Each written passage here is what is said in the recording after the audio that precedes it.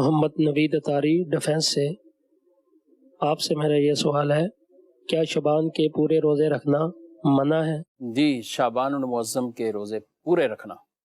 نبی کریم صلی اللہ تعالیٰ علیہ وآلہ وسلم سے شعبان المعظم کے اکثر روزے رکھنا بھی ثابت ہے، اور بعض روایت میں ہے کہ پورے روزے بھی آپ صلی اللہ علیہ وسلم نے رکھے ہیں، یہاں تک کہ اس کو ماہ رمضان سے ملا دیا،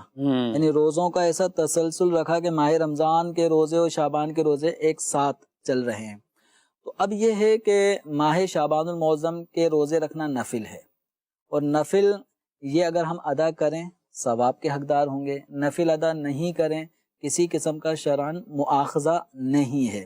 رہا معاملہ ماہ رمضان کے روزوں کا، وہ رکھنا فرض ہیں۔ تو اب بعض علماء نے شعبان المعظم میں روزے رکھنے اور نہ رکھنے کے حوالے سے یوں ایک تطبیق دی ہے، ایک وضاحت فرمائی کہ جو لوگ ماہ رمضان المبارک کے روزے رکھنے سے پہلے ہی اگر شعبان المعظم کے روزے کنٹینیو رکھیں گے یا اکثر روزے رکھیں گے، تو اگر وہ ماہ رمضان کے روزے رکھنے میں کمزور ہو جائیں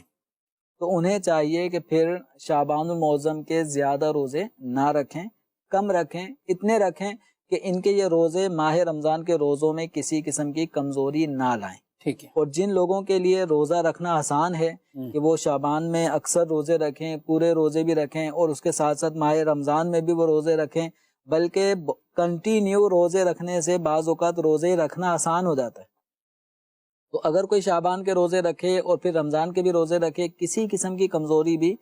ماہ رمضان کے روزے رکھنے میں نہ آئے، تو پھر شعبان المعظم کے روزے رکھنے میں کوئی حرج نہیں ہے۔ یعنی بہت اچھا آپ نے یعنی وہ تطبیق دے دی کہ جو ممانت ہے تو اس کی وجوہات کیا ہیں، اور جو رکھ رہے ہیں تو حدیث پاک میں بیان کر دی، بلکہ ایک روایت میں یہ بھی ارشاد فرمایا کہ نبی صلی اللہ تعالیٰ علیہ وسلم کو کبھی بھی 2 مہینے لگاتار اس طرح روزے رکھتے ہوئے نہیں دیکھا جیسے رجب اور شعبان کے روزے، اور شعبان کے بھی روزے رکھنے کا آپ صلی اللہ علیہ وسلم کے یہ معمولات میں سے کہ روزے رکھتے رکھتے یہاں تک کہ رمضان کے ساتھ ملا دیا کرتے تھے۔